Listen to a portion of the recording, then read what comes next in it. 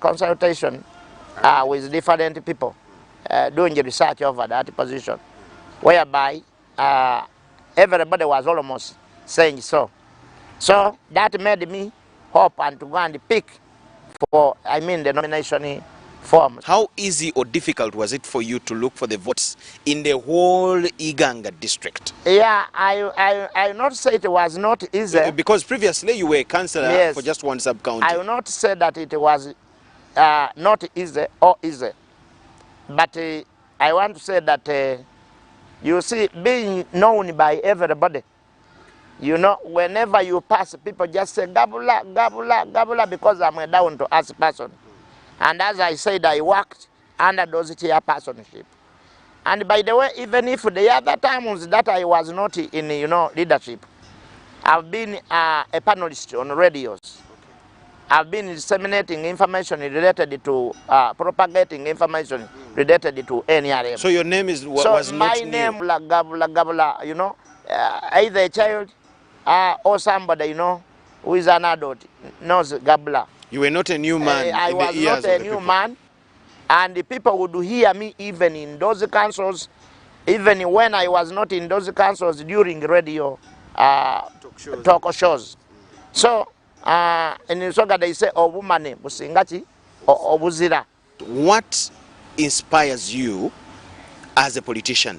As a politician, from the time you joined? From the time I joined, one, I will say that, you see, when you read about the endowment of man, first of all, there is that book about endowment of man. I don't recall who pursued it, but I will tell you that one of the satisfiers of man amongst the 8, there is politics. Okay. And they say that a person who does not lead in this world would have been a miscarriage. So that is a sentiment. And then secondly, I learned about, there is also a book in relation to NRM. When I went for cadreship in 1990, I did some cadreship. But I recall when I was a minister, a secretary, I happened to have gone to Nali, National Leadership Institute in Chankwanz. But when you go to Chankwanz, they tell you to time nature and harness it into a living. So when I say I'm a down to earth person, I'm also a source of attraction. Because whenever I go, people gather. By gathering, they want a word from me. And whenever I throw a word, those people remain there. You know, other people discuss given the sentiments that I produce.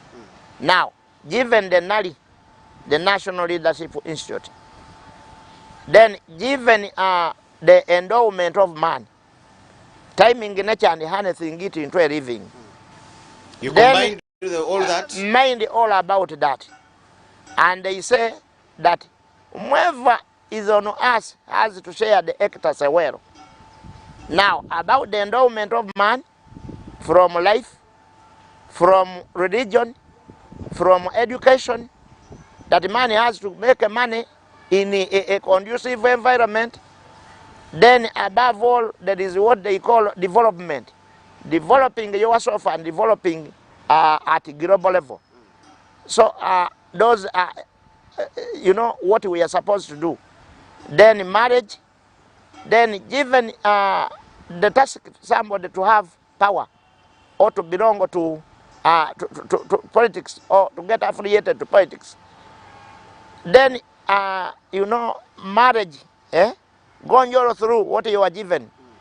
Then finally taking us through this before you die, that you must have something you do for everybody. So now, all that combined?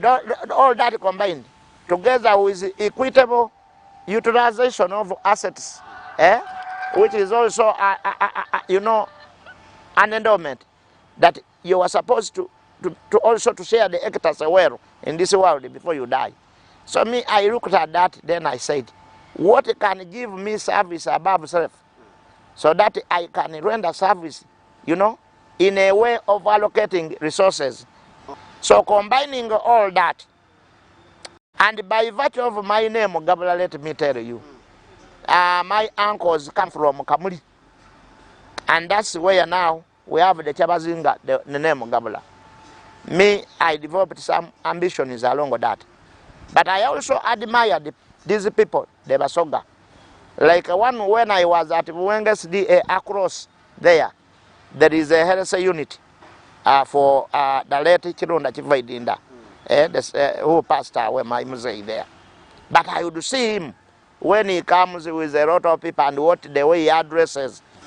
Then I used to have some news, on radio to hear about the right Honorable Kadaga, hearing about Dr. Kazibwe, and the sentiments they used to produce, the way they would talk to the people, the way they would gather people. Then even my political party that I admire most, which one I'm holding this stick, NRM, said, can I serve it? Okay. So it is above self. And they gave you the opportunity to serve them. It is above self along that line. How would you describe politics for the time you have been in different offices at different levels, especially for a person like you are? Politics is enjoyable, and one people don't want liars. People want proper transparency and accountability. That is what somebody wants, what you can do for him or her, and what you cannot do. And there is a statement that it is administrative. One good thing of an administrator or a politician is to promise so much. But if you promise and you don't fulfill, people get off chest from you. And I learned, and I've quoted that one, I've inserted that one in my, politics. That is now the Practically. Practically. Do you see that? Do you practice that yourself? Very good, very good. As you can see this environment here, by the way, among the councillors who promise and never wanted to be, unwilling the full data, but who would fulfill it is me. I always look for any alternative. And what I've known out of the people, it is better to tell them the actual thing that you can offer. What you cannot offer, you don't go in for it. But even their weather factories and impending, spare things that can change the environment. If things are changed, are you able to go back and, make a transparency and say, we had wanted this one, but now it is not possible because of this. Like, let me tell you, I promise to be with the people all the time. Like I have almost 42 parties here in Iganga. But I've not moved. Why? Because of COVID-19. As an excuse? Not an excuse, but it is an obligation we have all to comply to. The first time many of us got to know you, our reporter sent a story where you were fighting with people in the council hall when you were still a councillor. What had happened and what kind of image do you think that portrayed about you? Yeah, no, okay, that one, one, they say never get annoyed beyond annoyance. Okay. But there is at times when you are not supposed to be, to put on a decent face, favor the body all the time. Because you see, within the deliberations, Mulusoga Wagamati, Owali, almost Owali Omuliro, Tewabalawo, so where there is fire, there is smoke. First what had happened? So now, what had happened, you see resources are too minimal. You wanted to take this, then the other people are saying no. But what had happened, that was a matter of, whereby investors had been brought to take over the swamps. And me, I'm against, I will always be in for our people. And even that is a matter which is now on, which never made any RM to prepare well in Busoga. When the president never came up to pronounce himself over the wetlands. You see, the wetlands, it is not good to encroach on them. But what makes our people to encroach on the wetlands? So that's what they had done. You know, yes, people have encroached on the wetlands, even the government. You can go to Namamvwe. That was a wetland of international importance. But now industries, you know, the design of the industries are supposed to be in such areas, and that's where there are no people. Are you getting me? Yes. So now you discard that, you know, abusing government for putting up industries, because where are they supposed to be put? Are they can they be near people? So me, I was advising the people. I mean, my councillors, no. For them, they were saying, for us, we want money from these people. Then I had now to go wild. In the interest of my people, to pronounce myself, to say this is my position, I don't want people to be chased. But why? Population pressure. Did you succeed? I succeeded. Because I succeeded, and I would say either way, because that project is still on. We went back on the drawing board, because those people ran away. And later on, they became my friends after unraveling what I wanted, that I was in for the people. And even the people never wanted them there. So we said afterwards, we want to go in for irrigation. So we broadly discussed that program. And I hear, even in, you know, there is Tiduda in Bujiri and what, I want to advise the government to listen to the people. Because it is the people that make up the government. The reason we saw you throwing papers very good. was because you wanted to protect wetlands. For the people. You seem to protect people even when they are doing wrong, no, they to are save not your doing votes. Wrong. No, there is a law whereby people are not supposed to be deprived of their properties. Because now here, even when they are interfering in a road construction? No. Even when they are stopping an investment that would employ many? On the other, do you know where the road passes? The road has a demarcation. But now, when you are making that road, okay, yes, you will find that the road, I mean the equipments that you use, need some negotiation. When you are driving it, you negotiate, okay? You negotiate. As you negotiate, it will go there, okay, where there is no road. So you are saying now, those people on either sides of the road, okay, which is not even a road reserve, but you want now to cut out, you know, because like now the stones cannot be, you know, they cannot dump them in what, but like there is that, you know, press there. You are saying that, you know, now you want to power there the materials. So you are requesting these people to get away. You are requesting. But now on a special request, there are people who are gazetting it to be aware that when they get away, by the time they finish, we shall also have used, you know, that area for another construction. Not about the road, but about, you know, putting up, you know, houses and what. Okay? So that these people, by the time they want to come back, they don't have any space. So that differs from now. These people are doing the what? The road. There is the other person there looking at the other one as an opportunity. With the way you look at people and fear to hurt them, not fearing at all. Will you really move the district? I have to protect them. I have to protect even them when it's from not necessary. Deprivation. I don't want them to be deprived. How do you balance investments and interests of your people, your votes? Very good. I've ever done it. That's How why, do you balance to make sure that there are investments properly done for people to get jobs again, and for the economic development of the district, and again protecting the interest of your people, your voters? Now, there is what belongs to somebody. For example, we want to make a road. The road has to pass here. Yes. Me, I'll make sure that it passes there. But they are gazetted move by other neighbors. Somebody can say, can you divert the road so that it passes there? Instead of passing here. Because I want to pass, I mean to use this. I will say no. Why? Why? Because now we are going to encroach on the other poor man. We are exploiting the other poor man to the detriment of his ignorance. Because the man cannot have, you know, cannot go anywhere. So now you want to deviate from the original plan where the road is going to pass, so that you encroach on the other one. Who is innocent? But because maybe the man is old, maybe he has no relatives, so you take that as an advantage. So because it has ever happened. Then secondly, I will tell you, there is something that happened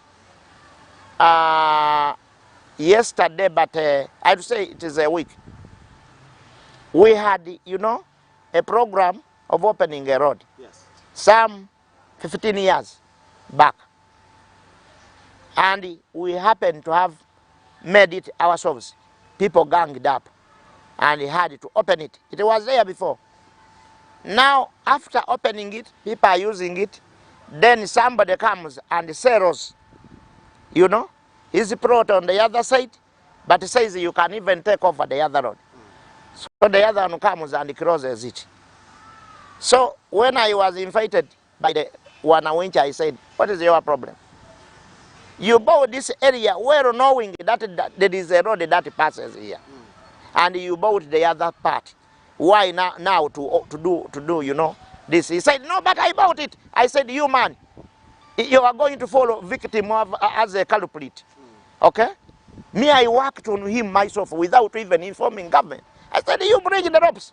So the man realized that he was in danger. He had to take off. Okay? Yes. And the people said, yes, bravo, this man.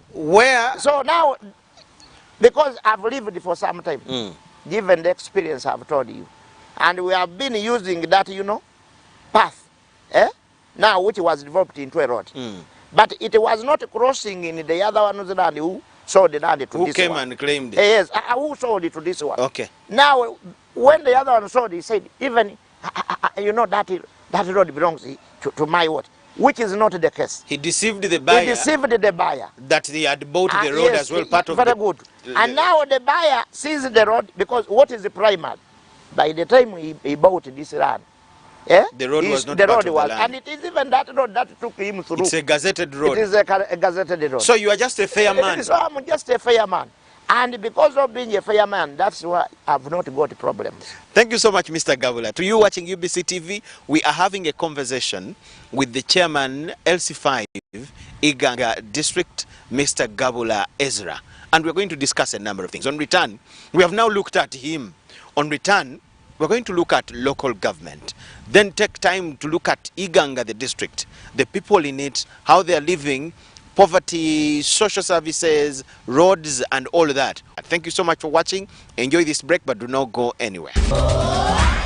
Tusaze miwendo kujirayo sente kusa MTN Momo kati jayo sente ku miwendo egikyasinze okubeera wansi okuvanga lumu ogwokutaano 221 ate weefunire ne Century Points buli lw'oteekako lw'osindika oba lw'ojjayo sente ng'okozesa MTN Momo. Genda awali ba agenti baffe bonna mu ggwanga oggyeyo sente ne MTN Momo ku bisale ebisaliddwako everywhere you go.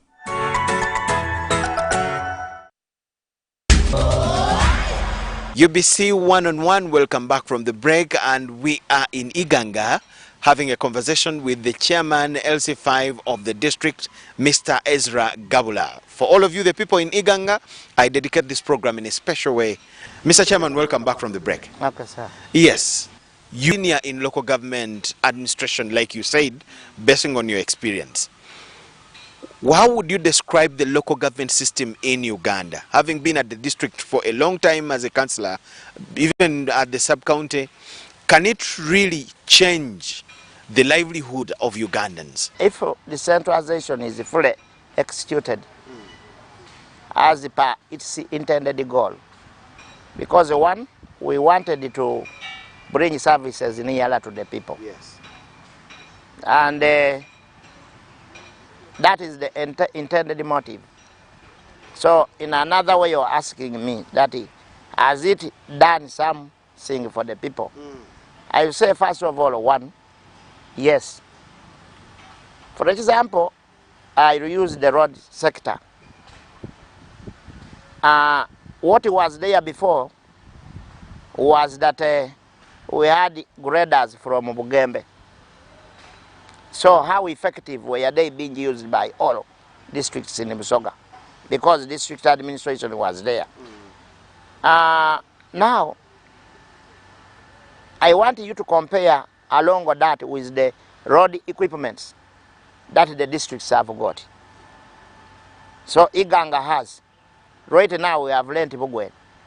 So if Bugweri is not a newly harmonized district and they have theirs, what would it be?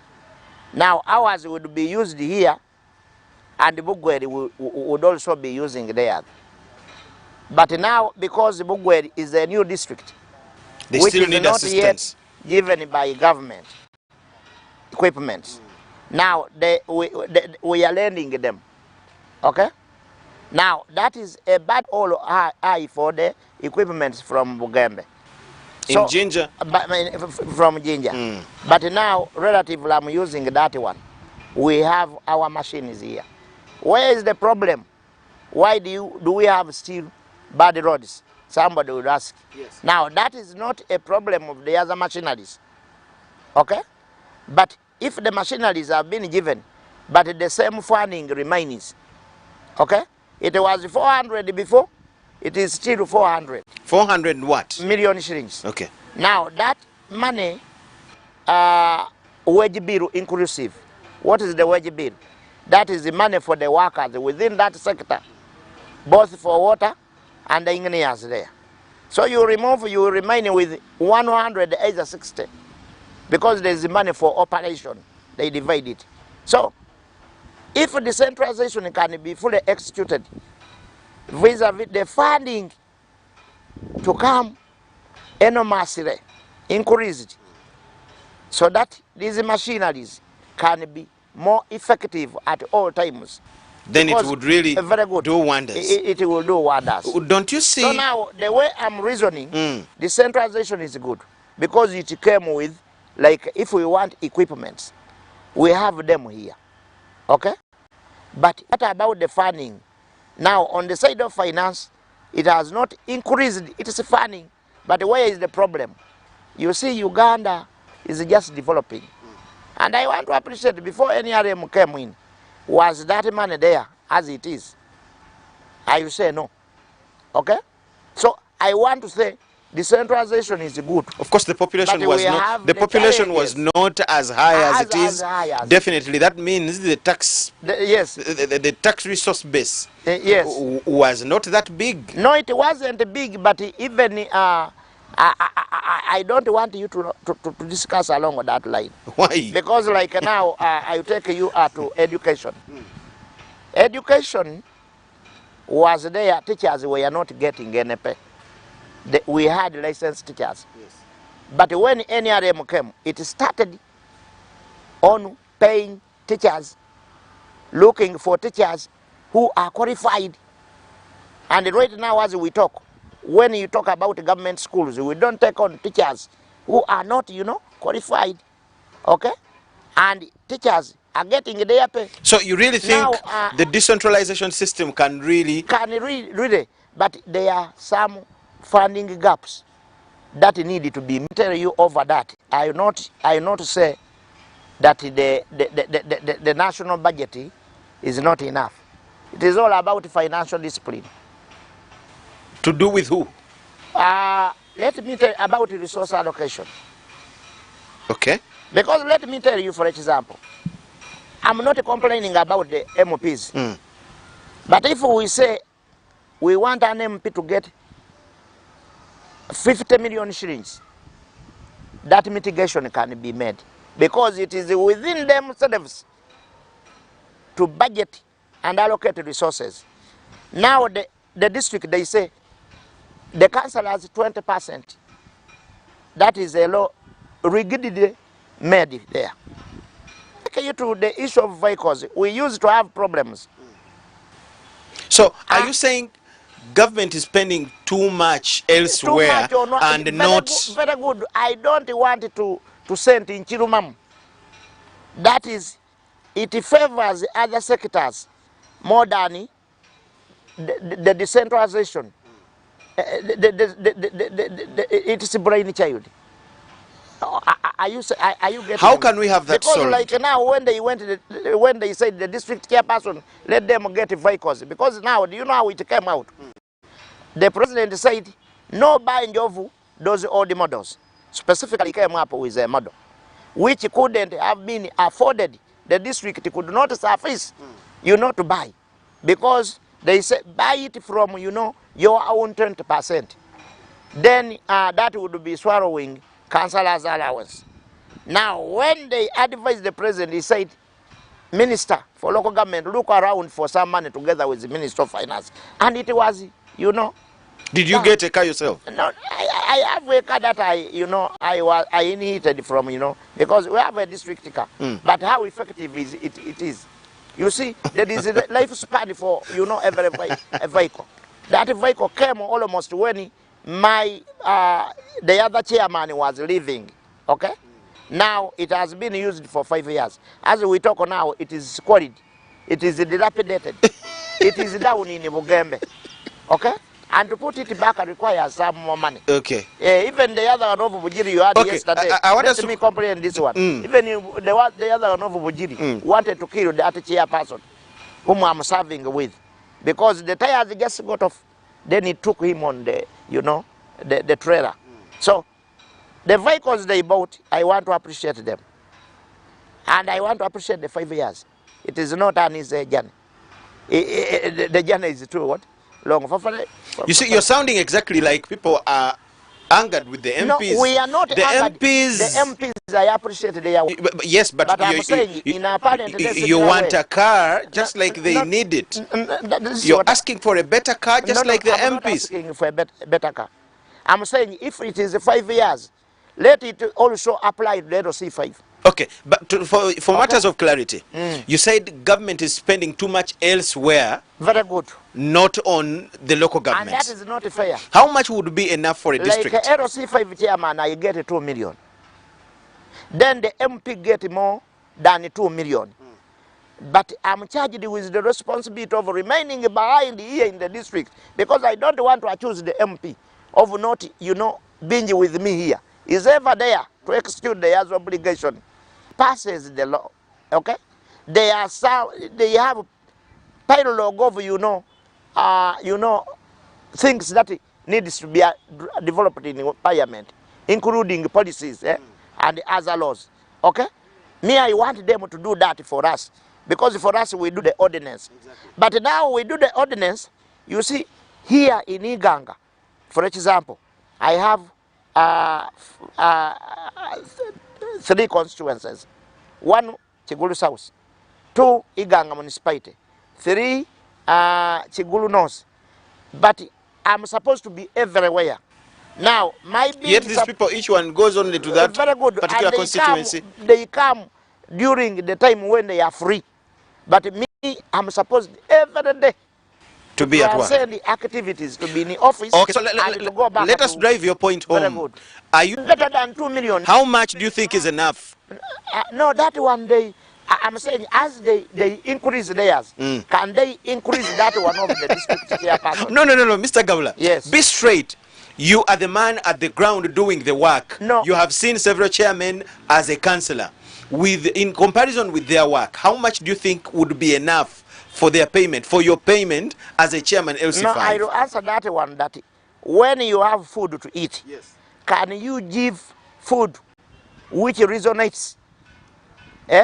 Which resonates with whomever is there?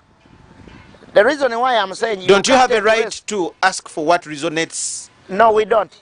Why? We don't, because now the other people, they have that obligation.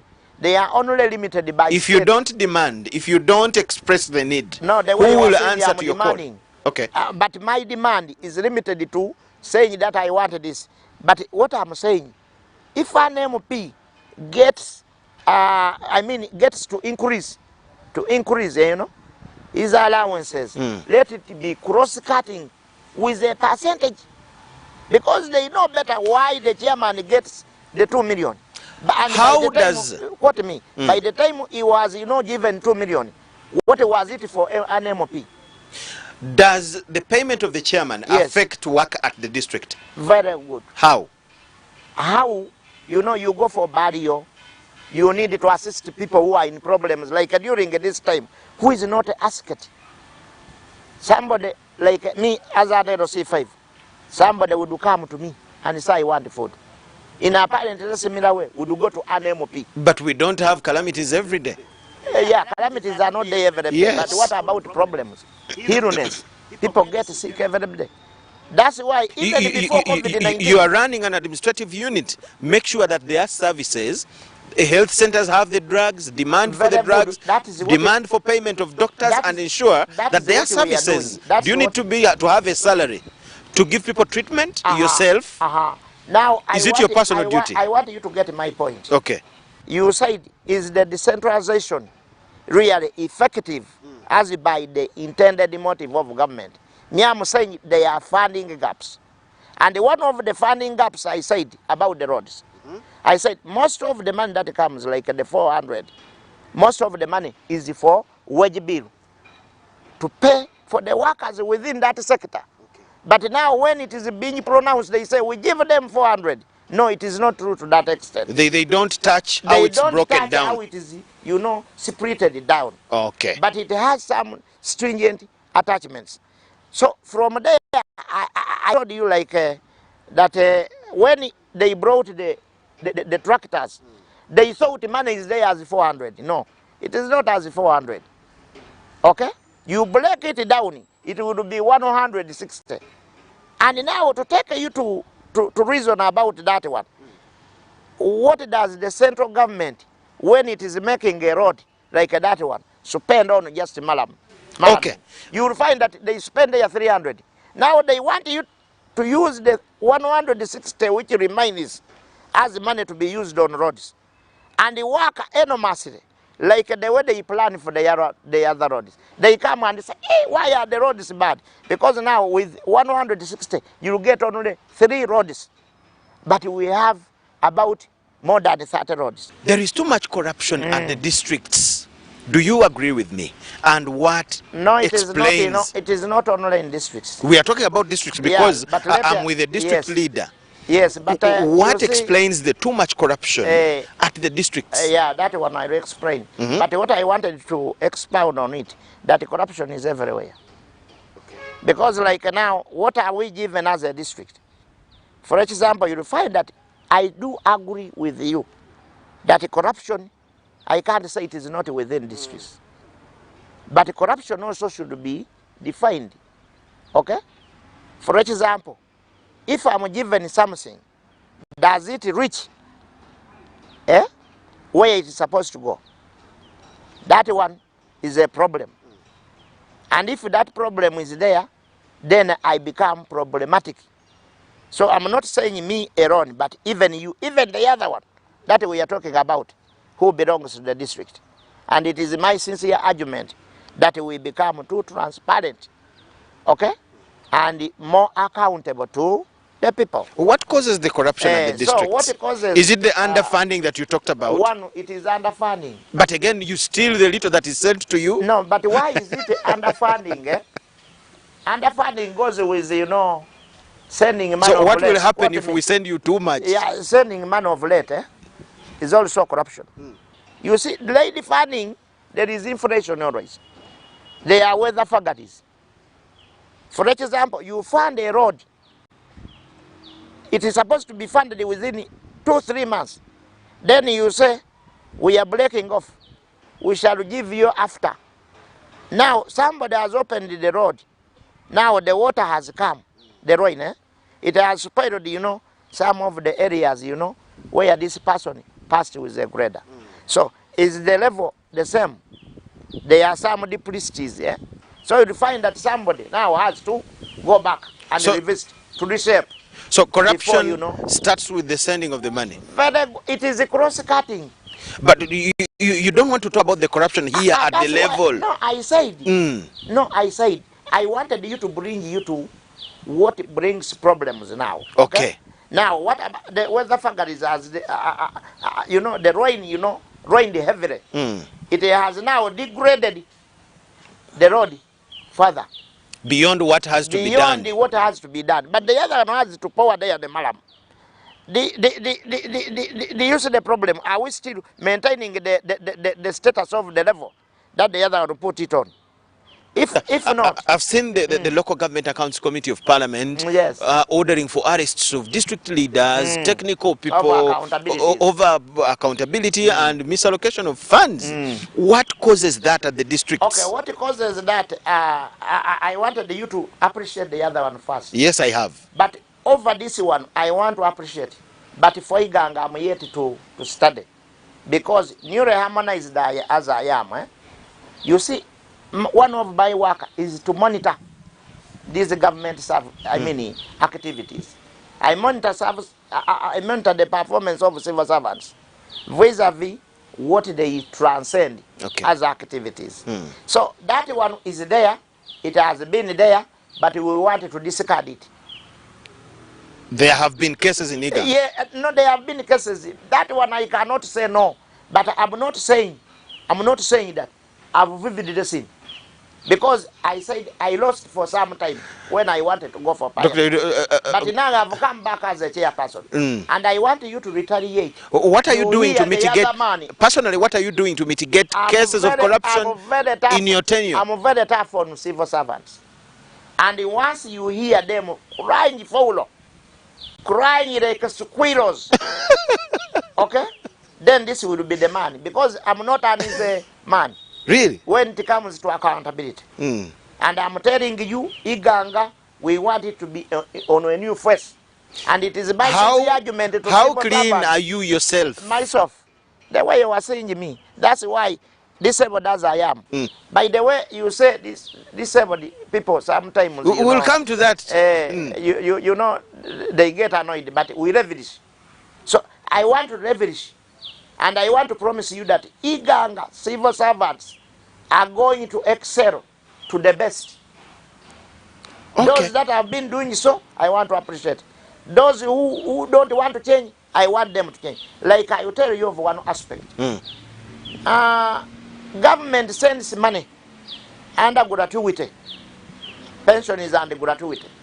But that money at the end of the day is sent back. By who? That's the corruption you didn't want to talk about. No, I'm saying it is there. But how does it come out? I say, when the government sends money of late, when we are remaining with 3 months, with about 3 weeks, there are files with public service under that. That's why I wanted to expound on it. The principal human resource has worked on some files.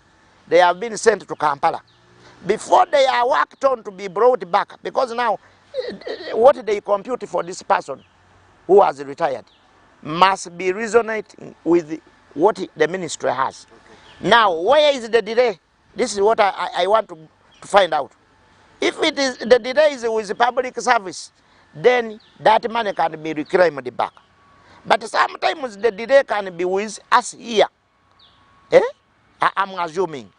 Then where is the problem? If somebody is on, off, and also gazettes that as his or her home, okay? Leaves there the files and goes for other things.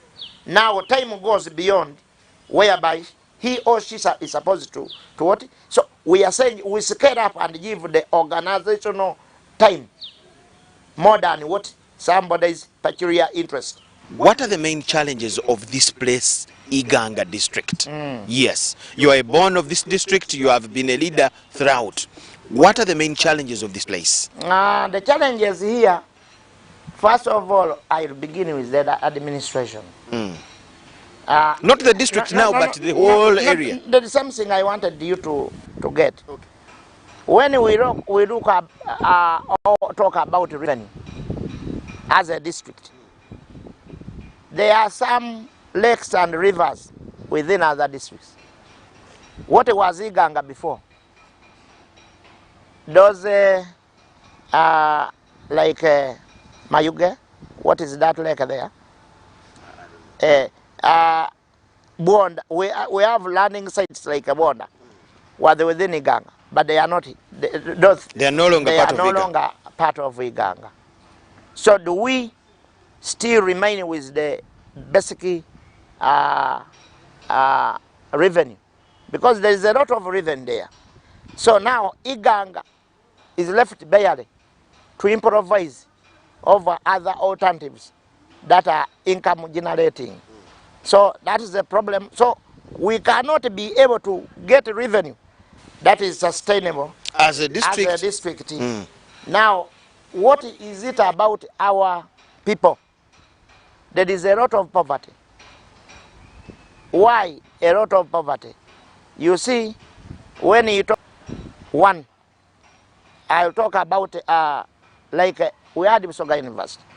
But do we have Busoga University? I don't know. We don't.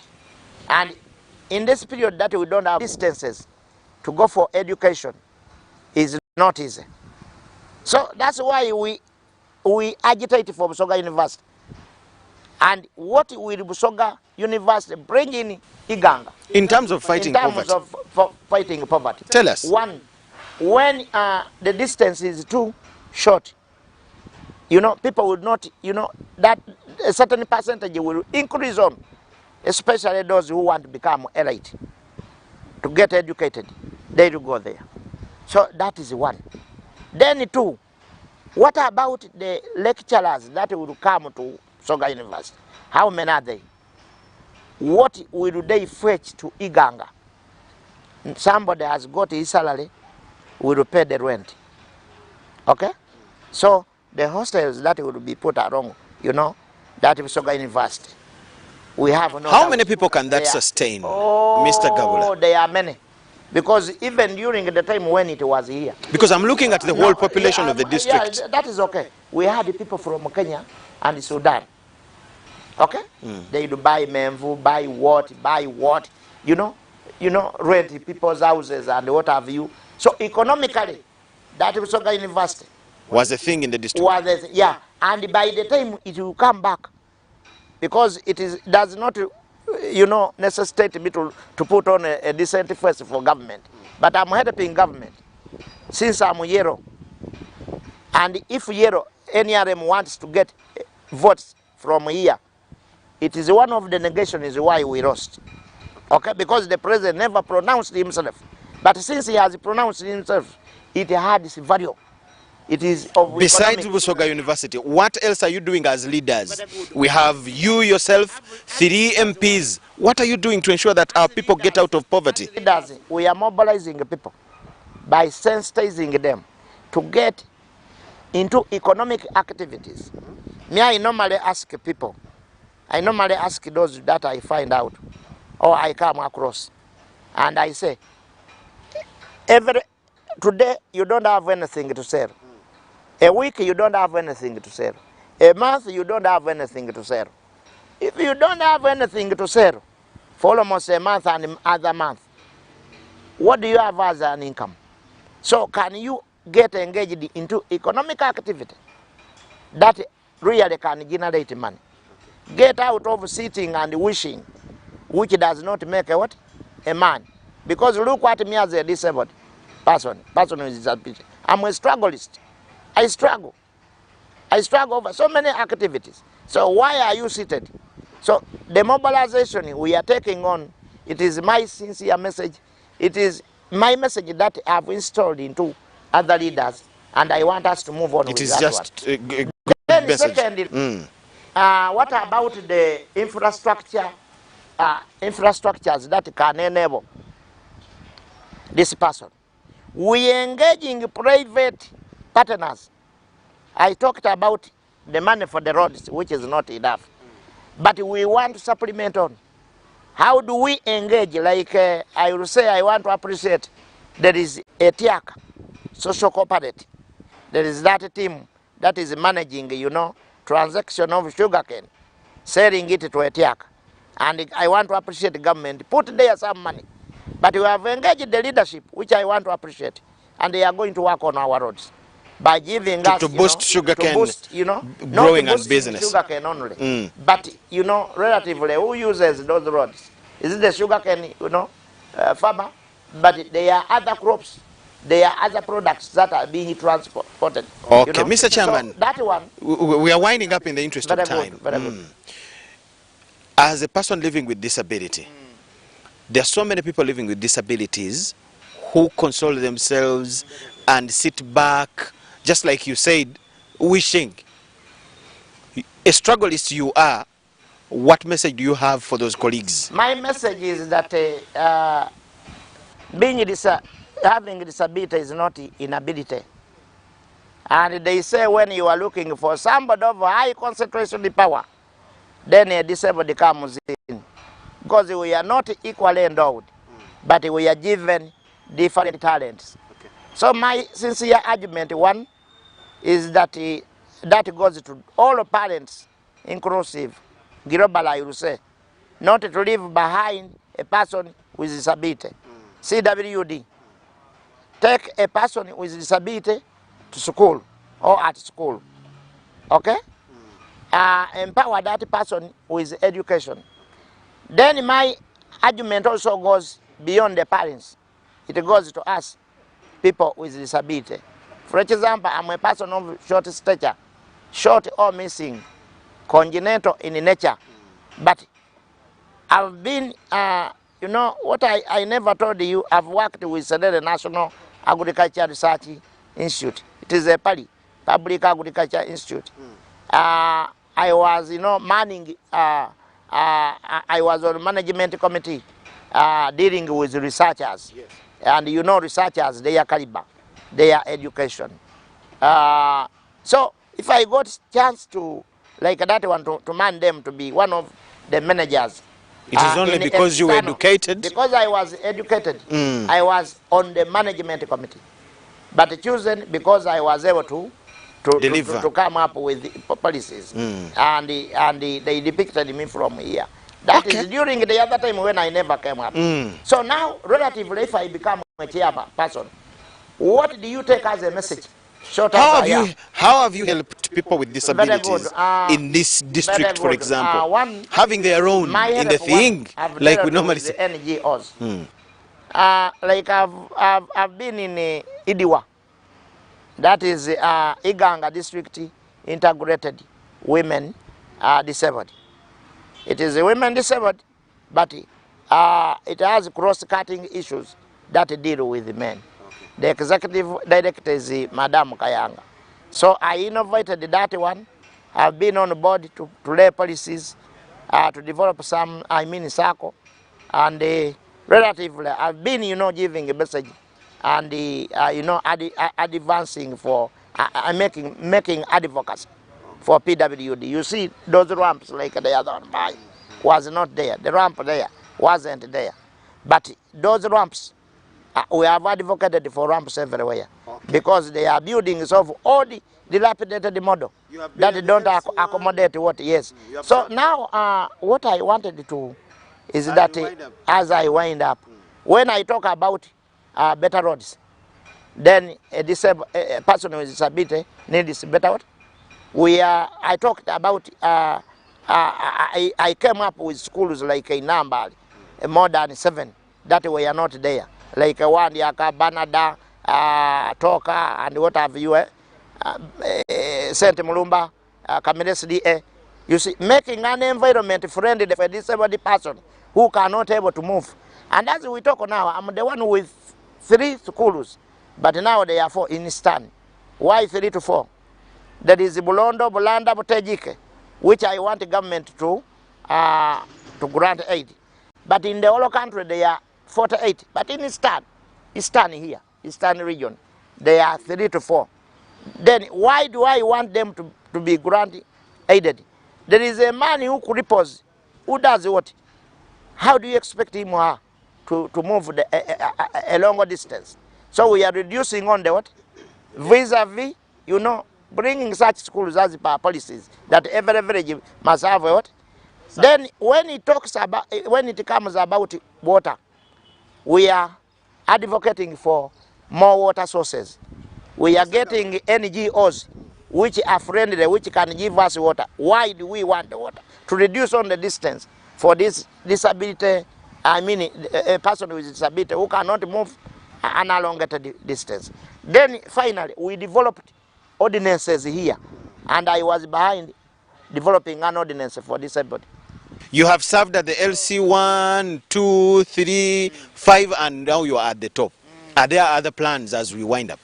The plan is to make a service above self in a Just relentless that? form. Only at this And level of I LC5? want to promise everybody that my interest is not to use this one to go for other positions, but how do I intensify on LC5 so that comes transparency and accountability. There is something vividly that can be seen.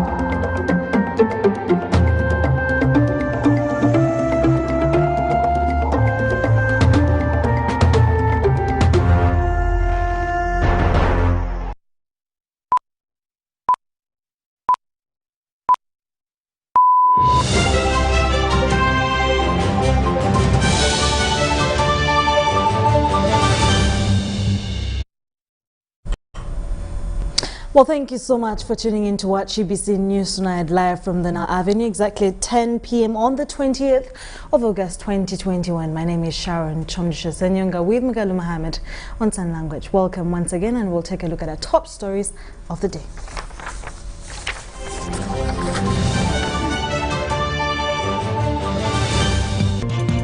In UBC News Tonight, the 2020 S6 results released and sciences most passed. Still to come, Uganda registers drop in COVID-19 infections and deaths.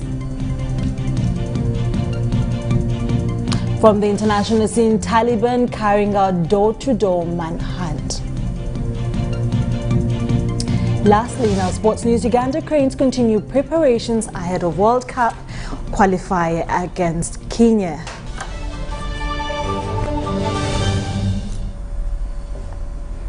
Good evening once again. I am Sharon Chomdisha with Magalu Mohammed on Sign Language. In our top stories of the day, National Resistance Movement. Members of Parliament have overwhelmingly endorsed the recently adopted parish development model. Now, this follows a proposal by President Yoweri Museveni to have each parish receive at least 100 million Ugandan shillings per year for agriculture development purposes. During the NRM Parliamentary Caucus meeting at Kololo, Museveni highlighted 5 advantages of the parish model, including easy organization of parish groups. Details follow. Friday afternoon's Parliamentary Caucus meeting for National Resistance Movement was meant to endorse the recently adopted parish development model. The objective of the meeting was achieved in this overwhelming endorsement. This followed an appeal to NRM MPs by President Yoweri Museveni to endorse this model, whose advantages he highlighted. It is small enough, you know the households, you can know who is doing what and who is not doing what. So that's why, therefore, we said, why don't we concentrate our efforts at the parish?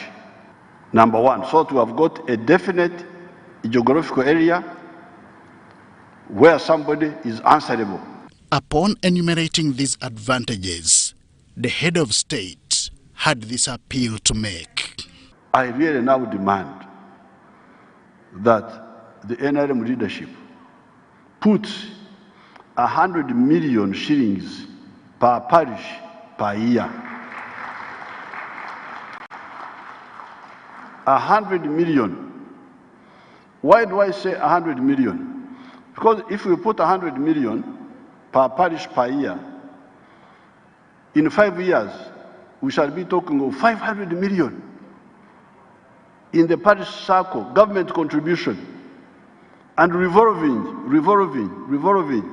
To support him with the Prime Minister and Minister for Local Government, who justified the quest.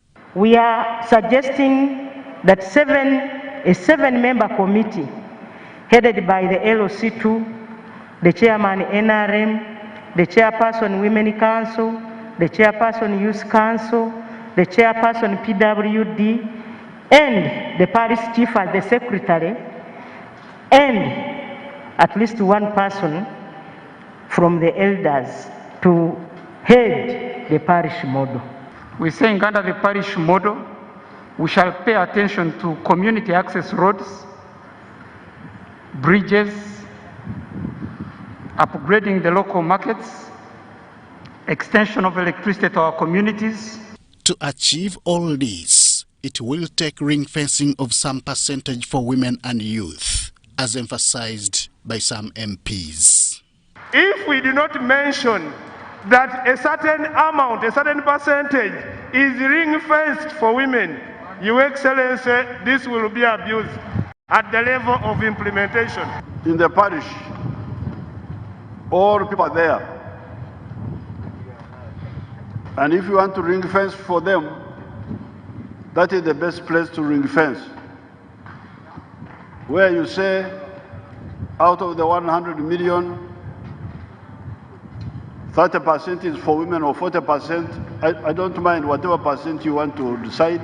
With this assurance from the head of state, it is a model that is projected to drive the country's development agenda. So every year, if you are putting 100 million in a parish, and specifically for production and primary production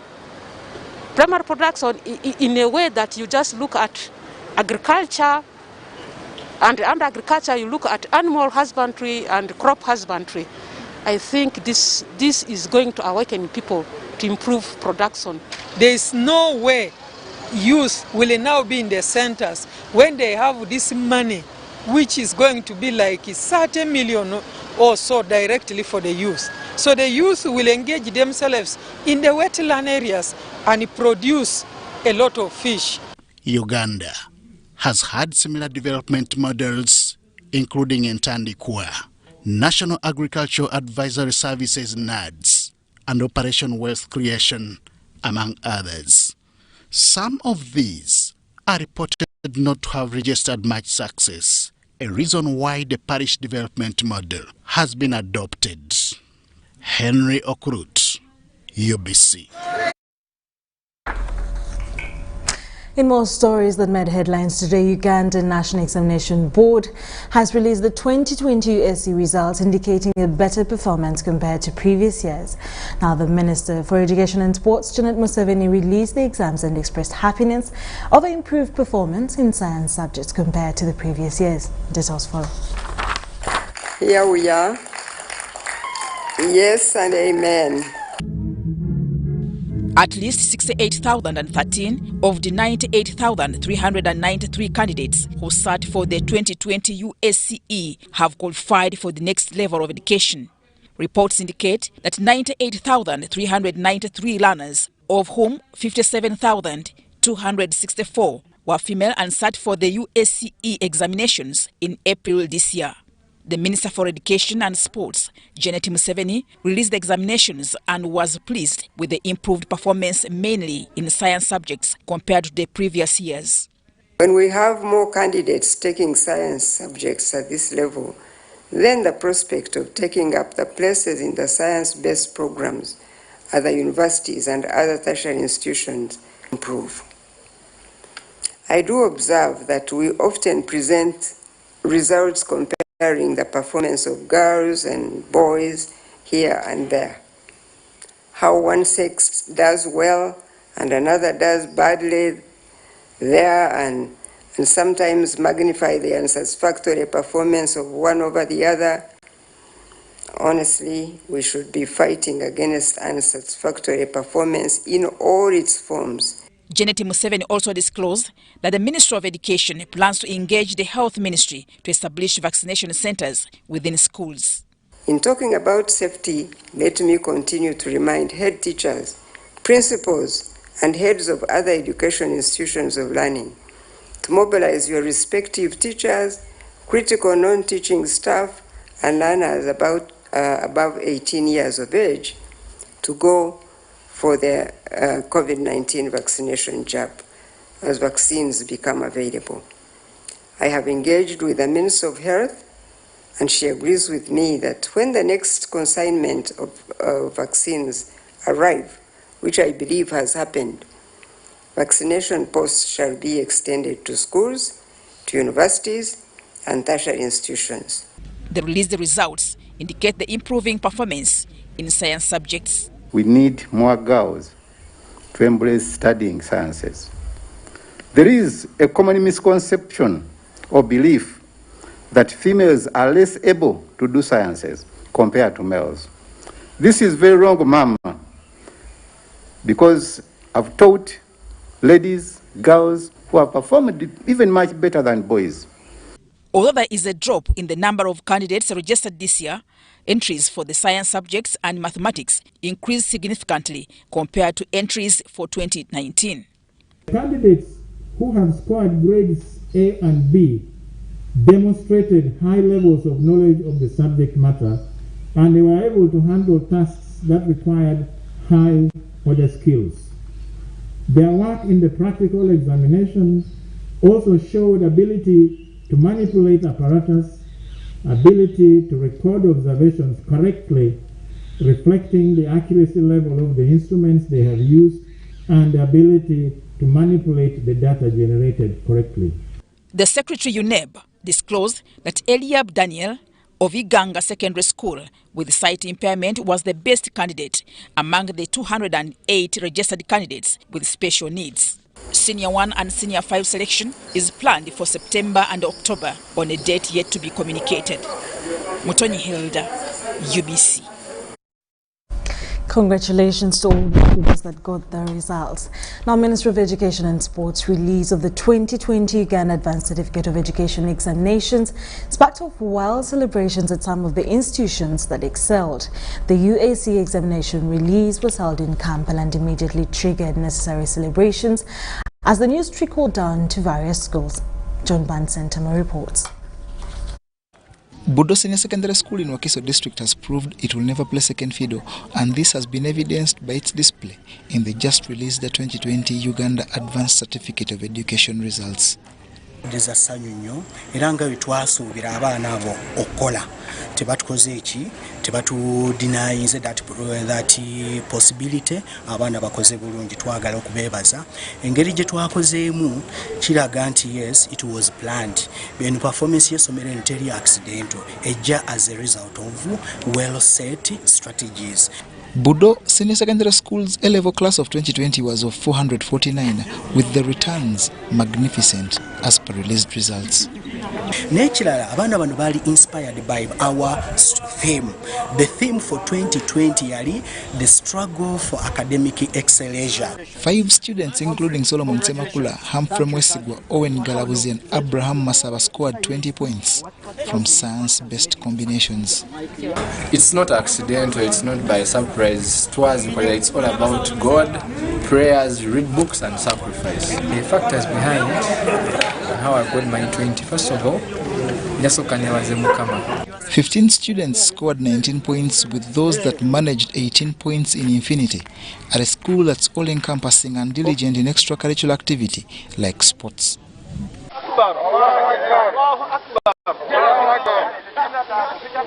There is divisible happiness at Jinja Progressive Academy Chipra after the school learned of the success registered by its 2020 Uganda Advanced Certificate of Education candidates, with a 6 of the 612 scoring 19 aggregates. Who has enabled us to perform well. Very good performance in both sciences and arts. Anisha Nabidia is the lucky one we found at school and is elated by her 17 points from her BCM combination, and she's seeking to pursue medicine. I did BCM stroke ICT and I got 17 points. and I'm going to pursue my dream course, medicine and surgery. At Midland High School Kawempe, all the candidates scored required grades for tertiary education, but importantly 30 of these passed in flying colors. The first lockdown, we didn't have where to meet the students. Not until we devised the means of them having what we call online lessons. But even on the online, it's very, very difficult to supervise. You at school, the child is at home, or the student is at home.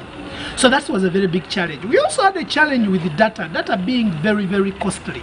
Alhaji Latif Sebagala is more renowned in politics but is also in education, with his Kisasi College amongst schools that registered decent grades, especially under this COVID-19 era.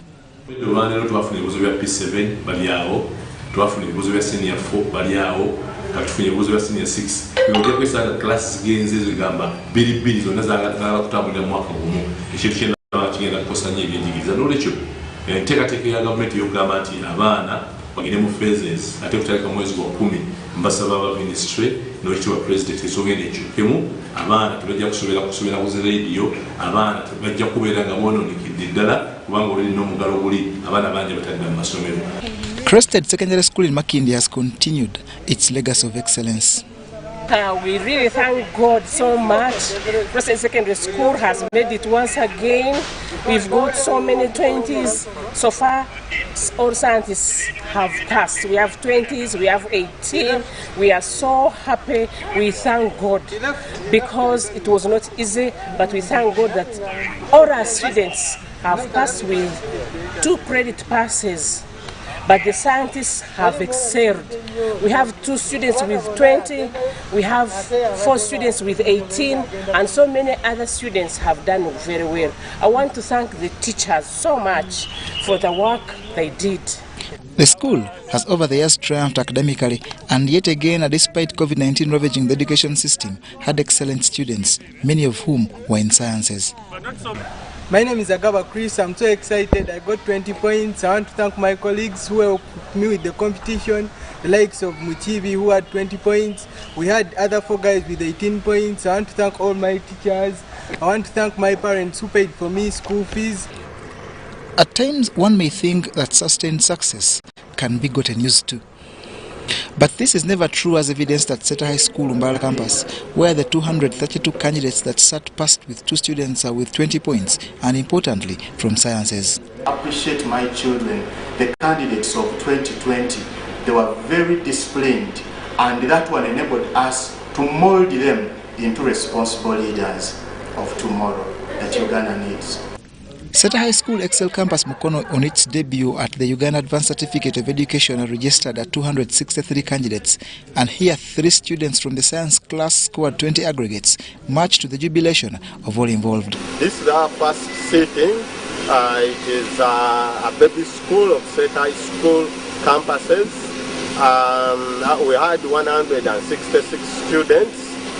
The best student scored 20 points in physics, chemistry and mathematics, with a D1 in ICT and general paper.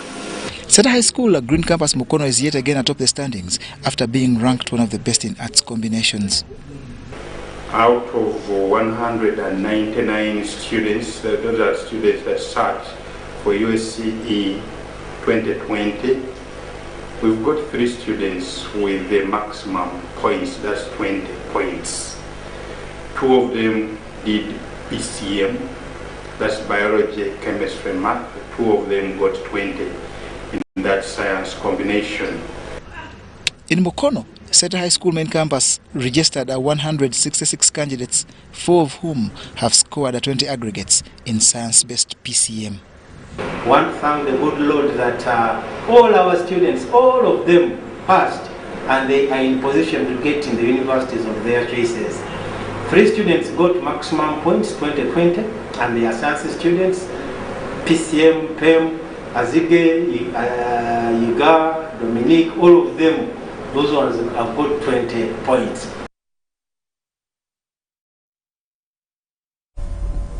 Congratulations to all the students that got back their results, and indeed, well, the sky is not the limit. Now, the Minister for Education and Sports, also First Lady Janet Museveni, has spoken strongly about issues of parenting, advising parents not to leave the responsibility of their children to the state. The Minister was officiating UACE examination release ceremony in Kampala. Here we are. Yes and amen. We should be fighting against unsatisfactory performance in all its forms, irrespective of whether the learner is a girl or a boy, wherever they are. What worries me is when I hear and read about girls dropping out of school and being married off. To me, this is the real issue that we should boldly confront as a society. To my fellow parents and guardians, we cannot fail to play our part of nurturing our children and then blame it on government for the outcomes.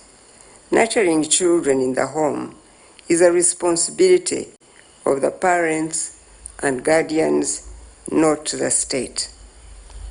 When our young people are getting married off while still children, it is a sign that the parents or guardians has not fulfilled their role in the upbringing of those children.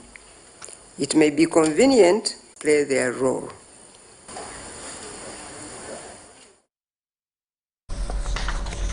Now, in more stories, the Vice President, Major Jessica Alupo, has lauded Greater North members of Parliament for championing peace in Uganda. Alupo says that this initiative will help the country to attain a middle-income status by 2040. The Vice President was speaking at the Members of Parliament meeting at the Parliamentary Building in Kampala. Etole has more on this story. Could we kindly rise up and recognize the presence of the Vice President of Uganda?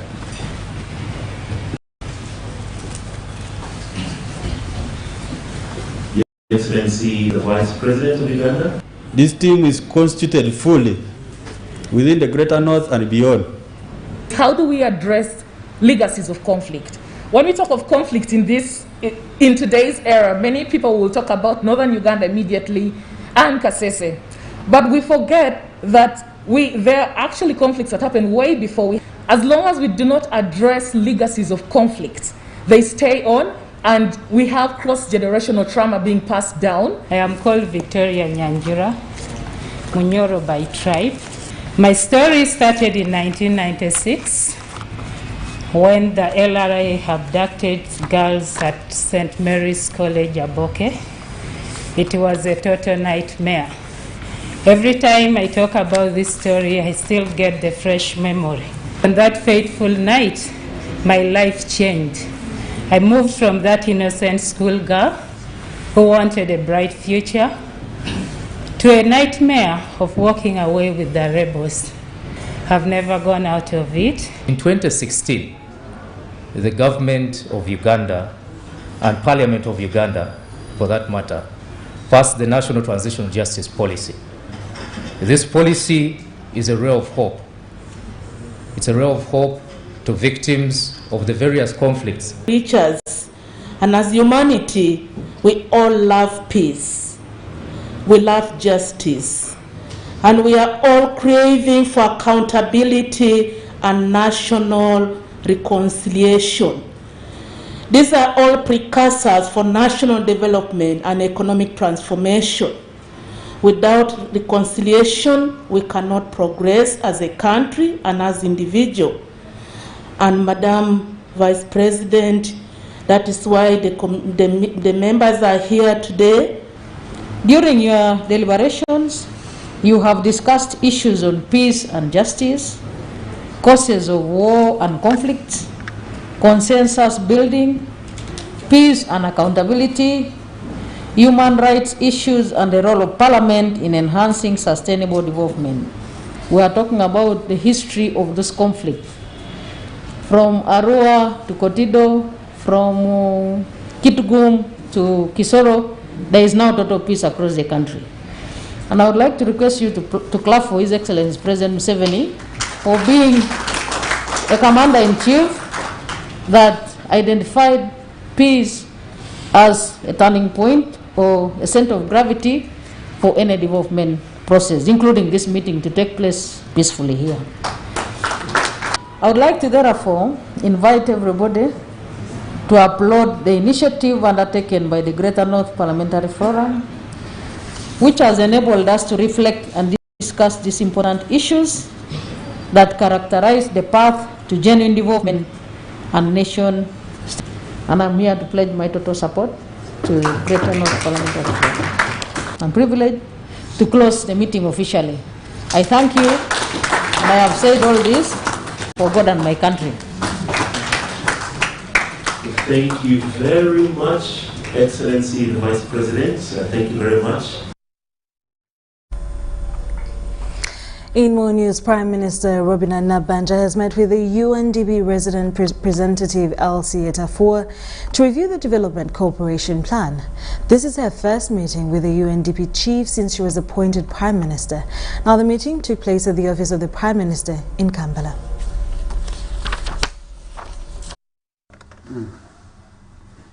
In her maiden meeting with the UNDP resident representative in Uganda, Elsie Etafor, Prime Minister Robina Nabanja appreciated the long-standing cooperation and partnership Uganda has with UNDP.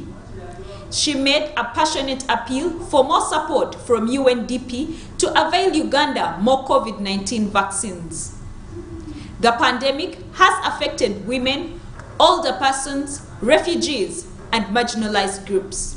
I want to thank you for the support you have given our government as UNDP, and to commend the work we have done in this office, the support you have given to refugees, the support you have given to us at Paramoja, the support you have given to government, judiciary, and other entities of government, and we are very grateful.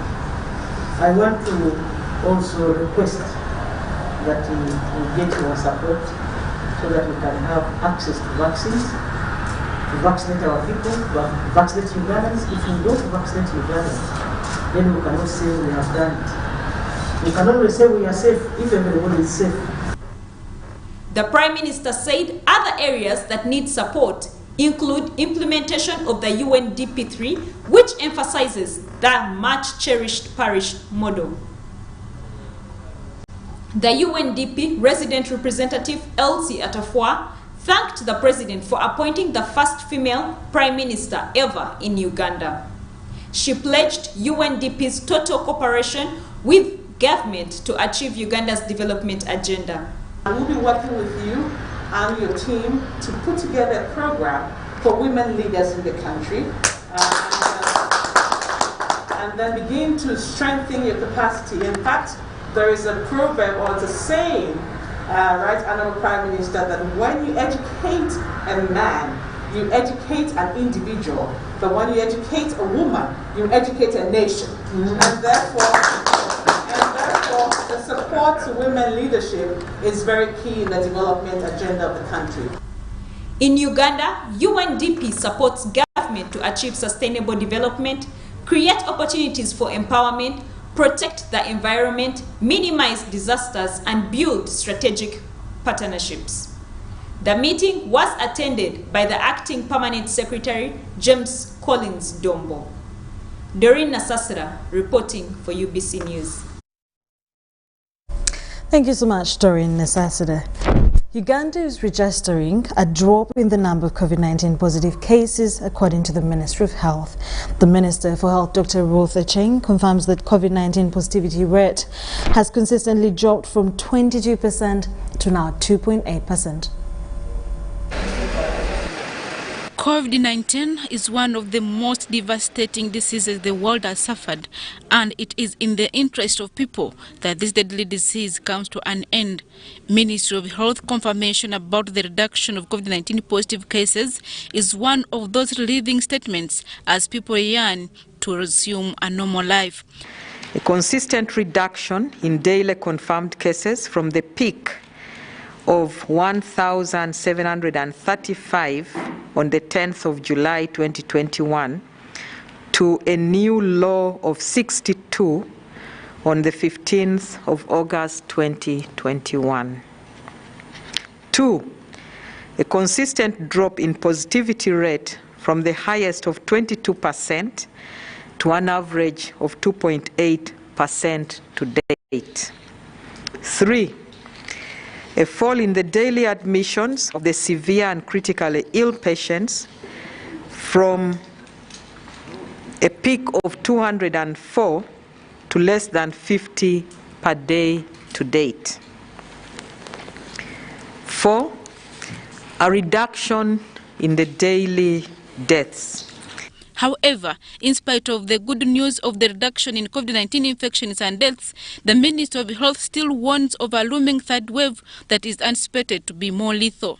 Projections from our scientists show that the third wave of the pandemic is likely to peak at 4,000 laboratory-confirmed cases per day. This is over 2 times higher than the second wave. This means that 15% of the patients will require admission at the health facility, and about 9,331 patients may require high dependency units or intensive care unit admissions. Meanwhile, travel guidelines have also been reviewed in countries. The new measure is that all travelers, including children, will be subjected to PCR COVID-19 tests at all points of entry. Any traveler, national or non-national, who tests positive for COVID-19 will be evacuated by the Ministry of Health to a designated COVID-19 isolation facility.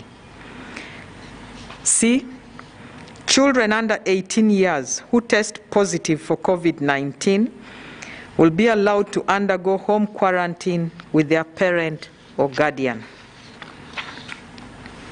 The basis of this is to ensure that we limit the spread of variants and avoid importation of new variants into the country. Government is, however, striving to ensure that more COVID-19 vaccines are acquired to vaccinate eligible population. 18 million doses of the Sinopharm vaccine for 9 million people expected to arrive in phases beginning October 2021. 2, 9 million doses of the Johnson & Johnson vaccine from the African Union to cater for 9 million people. This is expected to begin arriving in the country next month, September 2021. 3, the COVAX facility has committed to provide donations of up to 18 million doses to cover 9 million people. These developments align our pipeline expectations to cover the 22 million target population plus the additional population of children.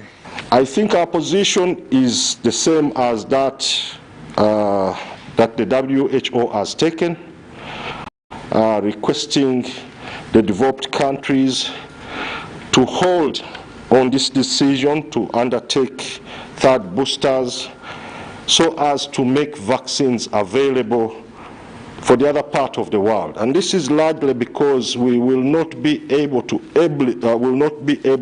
effectively control the COVID pandemic unless we vaccinate everybody globally. Currently, there are 471 COVID-19 patients admitted in different health facilities, with a few others on home care across the country. Adia Nakote, UBC. Great news for Uganda for us to be at 2.8% in terms of COVID patients. Now, many people in Moroto district who turned up for the COVID-19 vaccination were non-vaccinated due to few doses dispatched to the district. At least 584 doses of AstraZeneca vaccines were received by the district recently and are now over. Moroto District Health Officer Dr. Hans Lokale says the demand for vaccination is high and over 2,000 people were due for the second jab. Details follow. Supposing I give to Max Ben. Most people did not take the first wave of COVID-19 to get vaccinated, but after the second wave, where over 2,000 died, most people want to take COVID-19 jabs.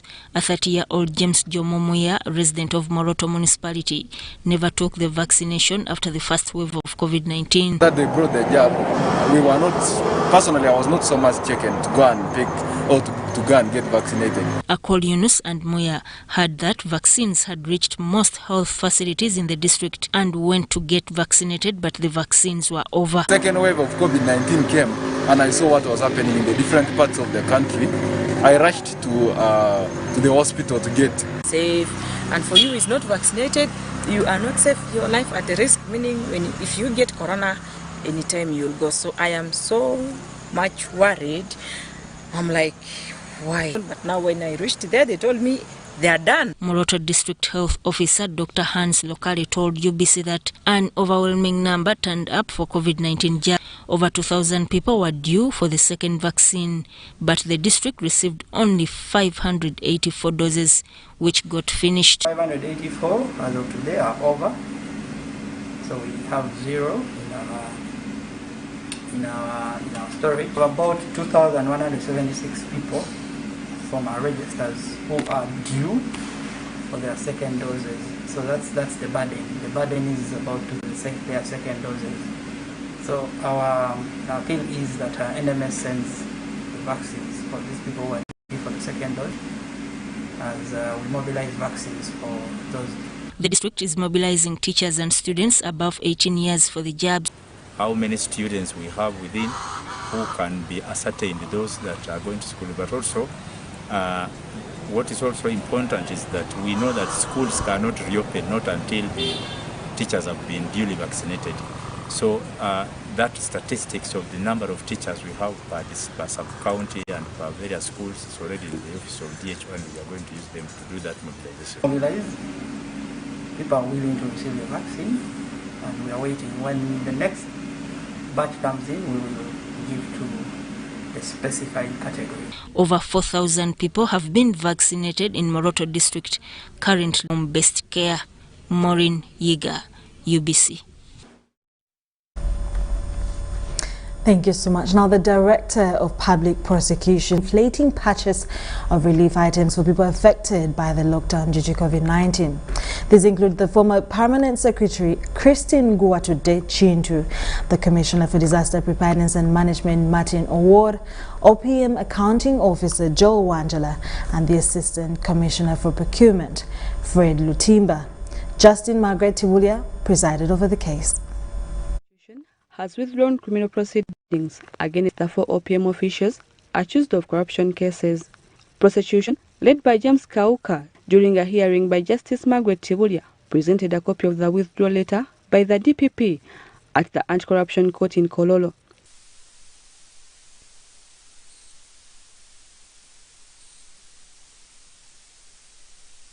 The officials were facing 24 offences related to abuse of office, false accounting, colluding to commit a default government, among others. One of the lawyers representing the accused persons, Asumani Matovu, was pleased with the DPP's move. As lawyer, we always tell the prosecution to first investigate before they do an arrest and charge these people, because you will see that it has took for them almost 1 year and a few months. They have been to prison, they have been to where. But at the end of the day, the prosecution is waking up and saying, now we have discontinued the charges against these people. So it is always proper to first investigate before we charge these people. Depending from the discussion we will have with our clients, we assess the degree of damage that has been caused, and from their instructions, they will give us a way forward, whether to take on the government or to just leave and they focus on other things. Shamim Naule, also the lawyer of the accused, had this to say. Kuba bintu bingi bibeera at stake. Reputation, emirimu. Bantu bangi nnyo abeera emabega w'abantu abo. Of course, the first action is one, I'm going to write to them. I say, my case has been dismissed and I need my job. That's the first thing. So then they will reply me immediately, actually. By next week, I should do that. After court, The DPP's office had alleged that the accused persons did acts prejudicial to the expectations of their lawyer when they had prepared and issued false entries in total disregard of the procurement procedures. Natong Rebecca, Namamonde Deborah, UBC News. Corporation Managing Director Winston Agaba has led the corporation staff to donate blood. Agaba says blood donation is key to saving lives and urged other Ugandans to donate blood for sustainable blood reserves. Now, the 3-day blood donation exercise at UBC is being carried out by Nakasero Blood Bank officials on behalf of the Ministry of Health. Okay, we are privileged to be here at UBC for a blood donation drive. And we are happy that the staff have come forward to donate blood. I myself, as the managing director, have just done my part. I've donated. I'm a regular donor. And our plea really to everyone out there, let's, for humanity's sake, let's donate blood.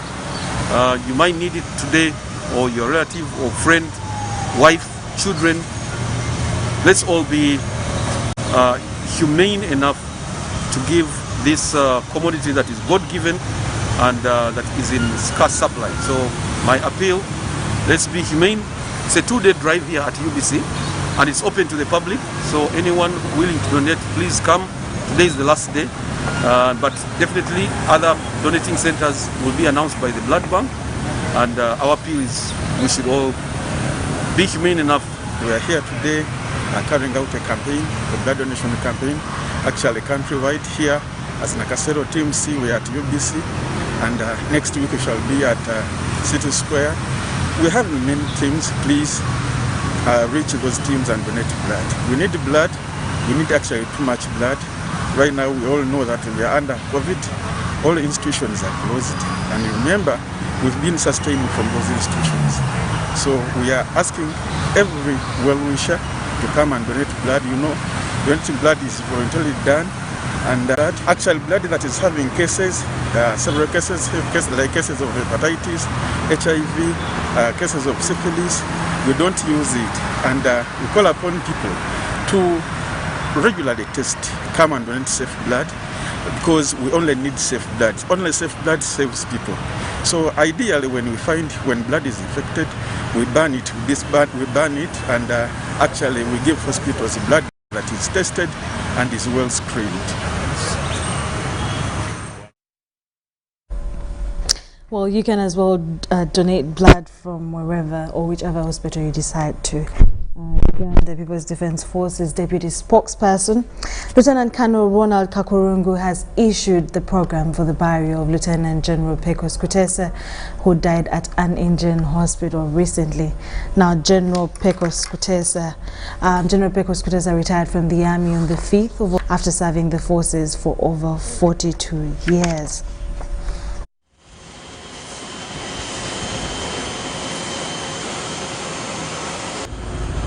General Pecos Kutesa. The body has been repatriated today, as you saw, and now with the family we are proceeding home, and all the arrangements have been put in place to send off our hero, our freedom fighter, our combatant, someone who participated in the liberation of this country, in fact an icon of the liberation struggle. He sacrificed his life. He decided to put his life in the line of fire, and he was ready to pay the ultimate price. He was a very, very good commander, and indeed, you know that his bush war exploits against the enemy are an open secret. He commanded very many battles successfully, including the famous Katonga battles, including the capture of Kampala.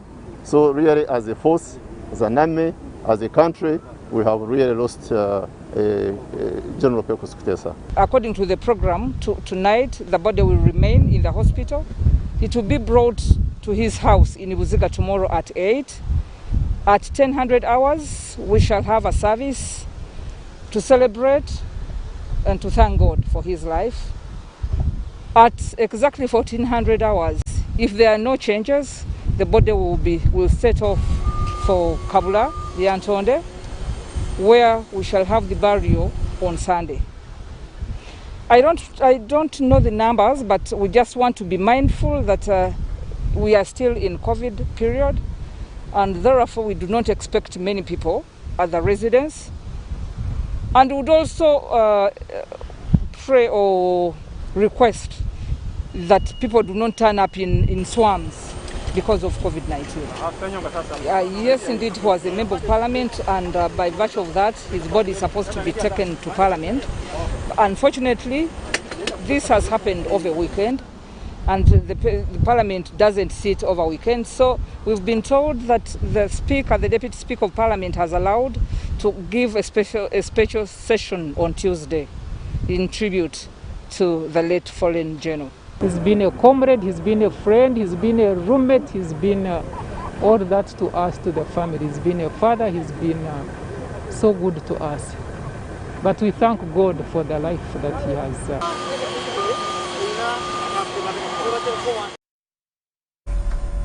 May the Lord strengthen his family. Now, the casket bearing the body of the general was actually received at Entebbe International Airport by senior officials of the UPDF, led by Lieutenant General James Mujira and Brigadier Flavia Viekwaso. May the Lord strengthen the family and take them through this period. Moving on from that story, Uganda People's Defence Forces will start receiving applications for Ugandan citizens who want to join local defence units. Now, UPDF Deputy Spokesperson Lieutenant Colonel Ronald Kakurungu says that 10,000 members in the exercise and candidates are required to make handwritten applications to the Chief of Defence Forces. Uganda People's Defence Forces will start recruitment of auxiliary forces, also known as local defence unit personnel countrywide, from 23rd August 2021 to 16th September 2021. Up to 10,000 members of local defence unit personnel will be recruited in the exercise. Interested candidates are required to make handwritten applications to the Chief of Defence Forces and submit them to their respective RDCs. They will be expected to indicate their nationality, age, marital status, education qualifications, and we shall require them to submit copies of their national identity cards and all their academic credentials. All applicants must be citizens of Uganda between the age of 18 and 29 for both male and female. They must be fit and will have to be subjected to endurance tests to confirm their health and physical fitness. We shall entertain applicants with a minimum formal education of Uganda Certificate of Education or Senior 4, completed at least in the last 3 years. That I mean, now this is 2021, so 2020, 2019, 2018. Applicants also need confirmation of good conduct from the local council. This recruitment exercise shall be carried out in line with the standard operation procedures. We cannot have very many people turn up at the district headquarters like we used to do previously. Uganda People's Defence Forces Deputy Spokesperson Lieutenant Colonel Ronald Kakurungu believes that LDUs have done a tremendous job in this country, and they are the same people that can be recruited in the regular forces. One, it is cheaper, and you're dealing with people who have already received some training, so you do not have to look for people afresh. Recruitment centers for successful candidates are at Armored Brigade Headquarters in Masaka, 1st Division Headquarters Kachiri, Field Artillery Division Masindi, Chimaka Airstrip in Jinja, Moroto Barracks, Bugema Barracks in Mbale, 409 Brigade Headquarters Bondo in West Nile, among others. Ivan Kahwa, UBC News in Kampala. In more news, government has halted operations of close to 16 non-government organizations over non-compliance. Notably among these is the Citizens Coalition for Electoral Democracy Uganda, CEDU, accused for not filing returns for a period of 4 years. National Bureau for NGOs cautions the public against relating with these NGOs, asking for concerted efforts from all stakeholders to oversee enforcement of this decision. NGO Act under Section 30. The National Bureau for NGOs, responsible for monitoring and regulating activities of all non-government organizations across the country, alleges that 58 non-government organizations have been operating illegally for a number of years. According to the Bureau, 23 of the culprits have been operating with expired permits. 19 others have not been filing returns, while the remaining 16 are accused of operating without registration. And all our stakeholders out there to take note of these decisions of these 3 categories of NGOs that we are halting the operations, and also note the affected NGOs that may actually be operating either under their jurisdiction. The second thing we'd love to also communicate is to call upon all our stakeholders from the national level, district level, sub-county level, to help us in enforcing these decisions, because we cannot work alone. Top on the list for those suspended indefinitely is the Citizens Coalition for Electoral Democracy, CEDU. We have had a number of engagements and also investigations on CEDU and found there are so many other issues. They have issues like they proceeded to observe elections without having accreditation from the Electoral Commission.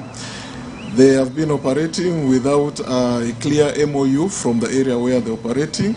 However, Dr. Okello Stephen, the chair, National Bureau for NGOs, says there is room for restoration of the relationship. Investigations are underway to ascertain which ones are to have their activities revoked. If you are not filing returns, then it means you are raising a lot of questions. Are you hiding anything? Do you have internal governance issues? And why are you not being compliant? And that means that more work is going to go on.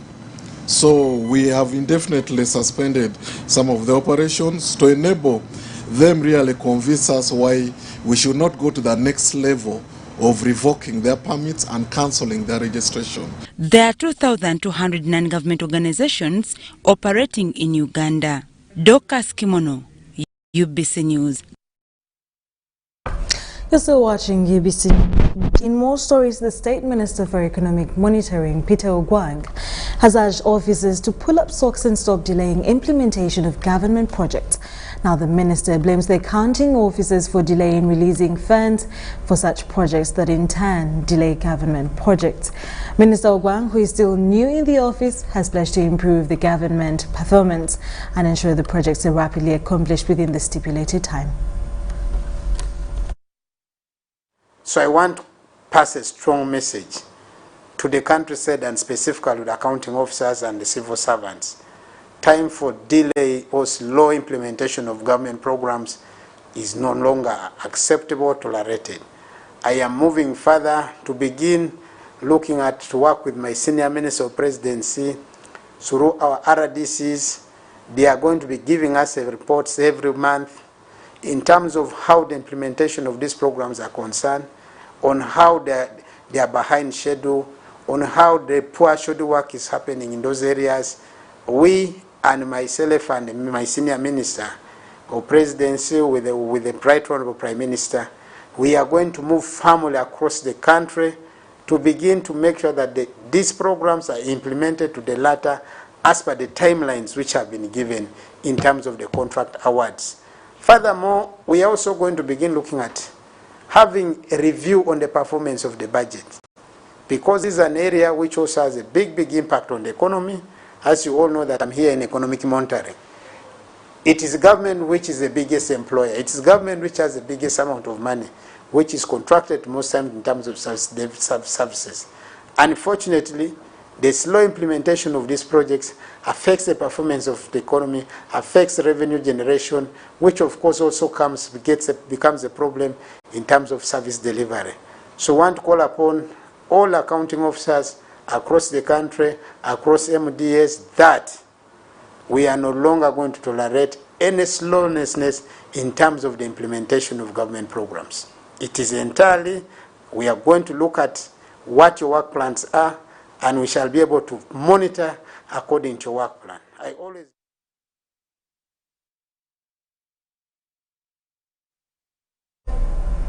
We'll take a short commercial break and we'll be back with business stories.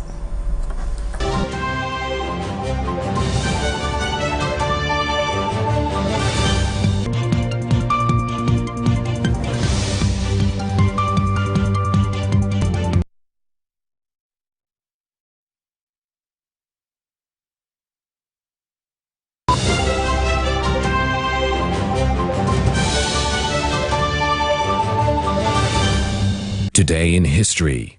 On August 2080, legendary all-round athlete Ralph Hay and football star Jim Thorpe met in Canton, Ohio. This meeting led to the organization of the Professional Football League. Professional football developed in the 1890s in Pennsylvania and later proved itself a viable spectator sport in the 1910s with the establishment of the Ohio League. We've cut and reduced our MTN Momo withdrawal rates. Now you can withdraw mobile money at the lowest rates. You also get MTN Century Points when you deposit, send, and withdraw MTN mobile money. Visit our Momo agents countrywide and withdraw mobile money at our reduced rates from 1st May 2021. Everywhere you go, MTN. Echa COVID-19 chijja kugwa only if we stay at home, observe physical distancing, wear masks properly, sanitize or wash our hands with soap and water regularly, or get vaccinated now.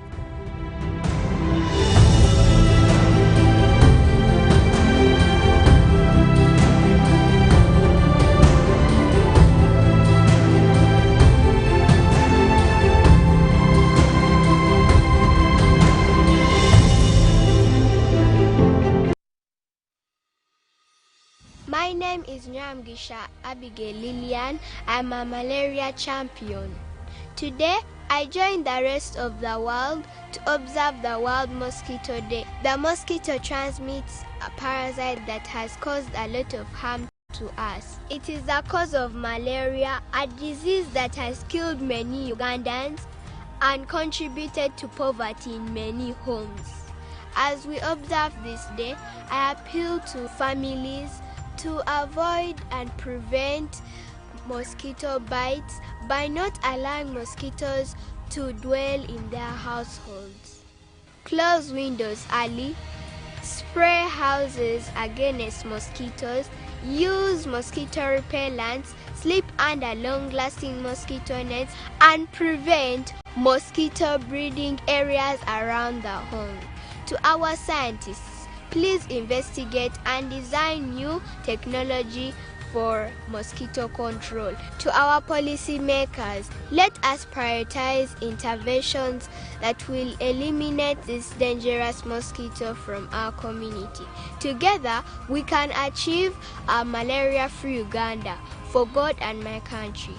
This message is brought to you by the Uganda Cancer Institute, together with the Palliative Care Association of Uganda, will host the 3rd Uganda Conference on Cancer and Palliative Care from the 23rd to the 24th of September 2021 on the theme Cancer and Palliative Care in COVID-19 and Other Challenging Situations. The conference will be held virtually with some sessions broadcast live on UBC TV plus workshops at hospitals to bring together at least 400 stakeholders. The Prime Minister of Uganda will be chief guest at the opening session, and there will be a keynote address by the Director General of the World Health Organization. To participate, register through https://conference.uci.or.ug/ at 200,000 shillings only for Ugandan delegates. Upcountry delegates will attend through satellite facilities at regional referral hospitals, hospices and palliative care organization centers and referral cancer centers. For more information, call 0392 080 713 or 0414 540 410.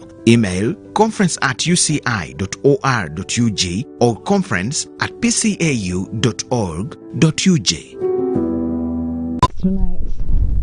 In our business, due to a shortfall of 13 billion Ugandan shillings planned expenditures. Now, this was during an interface with Parliamentary Committee on Education and Sport, saying that the board had earmarked to start construction of the assessment centre on top of addressing the board's strategic plan, and all of them remain in balance. The Parliamentary Education Committee is a fact-finding tour to all the education departments and institutions to be able to address the sector challenges effectively. Members of the Education Committee of Uganda's Parliament have toured and interacted with officials of Uganda Business and Technical Examinations Board to ascertain the challenges and progress of the examination body. We are getting the overview, the mandates, and what exactly the ministry is doing with agencies. So after meeting the ministry, we decide to go to the field. The Executive Director, UBTEB, Onesma Soyesigye, says the examination board has had many achievements in improving assessment of technical and business students. He, however, expressed disappointment over the reduction in their budget, saying this is likely to affect assessment programs this financial year.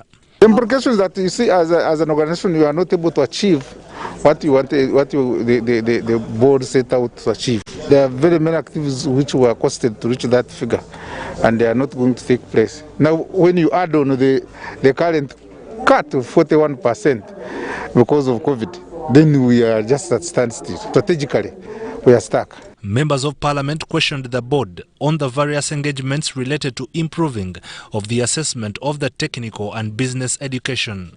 You know what you want us to do for you? Yes. The rest, everything, land titles, we have assured, that's an assurance that you have them. But what do you want us to do for you? I don't know whether this is intentional to make sure that one part of Uganda is left and another one develops. Why was only training of oil and gas put in Western Uganda? Know the effect of COVID on education. What have you done so far? Because we've been challenging the ministry, especially on primary schools, secondary schools, but not in the area of the technical, vocational. The Education Committee later visited the Directorate of Industrial Training at Lugogo, where they were briefed by the Acting Director, DIT Patrick Byakatonda, about the operations of the Directorate. We have a lot of work at group which does not match the funds provided. Government has the lower secondary curriculum. We have an apprenticeship scheme. We have to regulate the herbalist. The curriculum is already in place. So you have seen, you have not listed our workshops. We wanted you to list the workshops. That is where we train verifiers and assessors. That is a difference. An examination board has invigilators, supervisors. Furthermore, the Directorate of Industrial Training was able to raise 4.7 billion shillings due to the increasing number of candidates in the skills sector. The ARIPO conference for the adoption of a protocol on voluntary registration of copyrights and related rights has commenced today at the Speak Resort Hotel in Munyonyo. The 7-day engagement brings together officials from the African Regional Intellectual Property Organization to plan and strategize for the adoption of uniform copyright policies across the 20 member states. Now we have details from Wadulo and Sigoa. The protocol on voluntary registration of copyrights is hinged on the need to spur inclusive economic growth of both creators and users of the works created within the member states. We all appreciate that intellectual property is a wide subject and has different components, which are patents, utility models, trademarks, service marks, traditional knowledge, geographical indications, copyright, among others. And today, we are in a conference for the next few days to discuss copyright and related matters. For long, African policymakers have been criticized for not enforcing effective copyright laws, leaving creators and innovators subjected to the unfair use of their works by third parties, thereby being denied the chance to earn royalties. A lot of beneficiaries, authors, musicians, you'll find them in many of the member states even saying we don't have copyright laws. And yet we have the best laws that govern copyright, but there is a problem of sensitization, awareness. And as African Regional Intellectual Property Organization, we are working with our partners to ensure that we do this sensitization. In spite of sensitization, creators have been compelled to take the initiative to educate themselves about the merits of registering works. In order for your work to count, in order for you to get remuneration or royalties for your work that you do, you have to be a part of this all-important meeting. You liaise with your Vera IP officers and protect your work. Should the protocol be adopted, this means that creators and innovators' work will be recognized continentally among the 20 ARIPO member states. That is, if your work is registered with the Uganda Registration Services Bureau. Reporting for UBC News, Wadulo Mark Arnold at Munyonyo. Well, thank you so much, Odilo, for that report on copyright and intellectual property. That's all we had for you for now. Thank you so much for watching UBC News Night at 10 p.m. with me, Sharon Chomjisha, and Mgalum Mohammed on Sign Language from the team. And I have a lovely night and a great, blessed weekend ahead of you.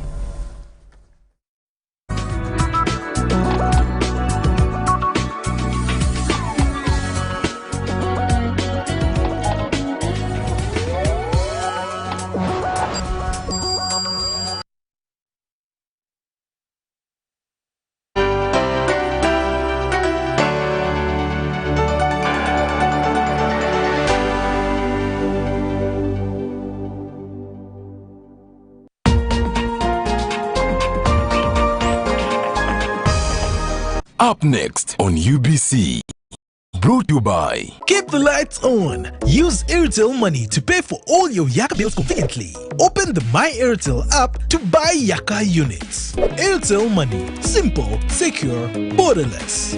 Nice to know ya, let's do it. Nice to know ya. Nice to know ya.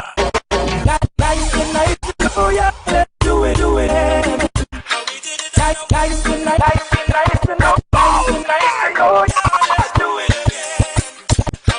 to know, nice to know ya, let's do it. Nice to know ya, let's do it. Hey DJ, can you play that? I know that here comes trouble, here comes the danger, here comes trouble, here comes the danger. Sent by the Savior, welcome the Rasta. I know you start to cook, so that pussy lassie, Even the government agrees. He's a dangerous DJ. Them call me A-Pass, lyrical Gino. You know me no straight up representing for DJ Dan. Straight up. So high, Cali. You know me no. DJ Dan Starboy. You know you're the dancehall ambassador. Control. Sweet Mary, give me high education. Oh, Mary, give me good meditation. Me teach me no need no education. Society one love aviation. Anywhere me go, Mary, I can follow high. Them farmer me say nah, jam me yard. Bliss I, Mary color me. You with the color red. Smack follow me. No boy bother me. At this city mine, and I'm a call it mine. Do me laugh, me never fight. Take it easy. DJ Dan Starboy, Reggae Dancehall Ambassador. I can never go so low, I'm so high, so high. I can never go so low, I'm so high, so high, so high, so high, so high. Never go so low. I them redder than blood, flyer than a plane no Concorde. She money pon me mouth of that scene, because I man move a coloring machine. Me hear them tunes from the satellites. I'm like, what a life. Me got the iPad and this one got no gigabytes. Me need no white powder to make me feel prouder. Me only need Mary and that over. I hear that I